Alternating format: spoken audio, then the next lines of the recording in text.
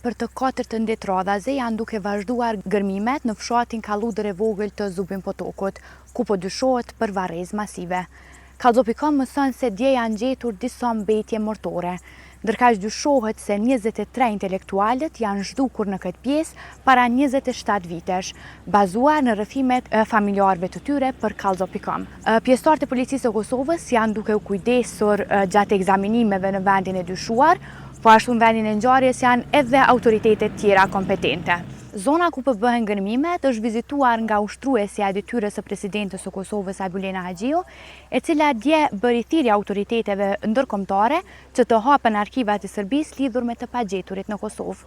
Ndërkaq kryeprokurori special Berimi Sufaj bëri thirrje që mos të bëhen deklarime të mëdha, sepse sipas tij mund ta dëmtojnë procesin e hetimit. Të martën, para se të fillojnë gërmimet në fshatin Kalludër e vogël të Zubin Potokut, janë arrestuar 2 persona, të dyshuar për krime lufte kundër popullatës civile. Një ditë pas, gjykata e Prishtinës u ka caktuar nga 1 muaj para burgim. Deri më tash në Kosovë figurojnë mbi 1500 të zhdukur nga lufta e fundit.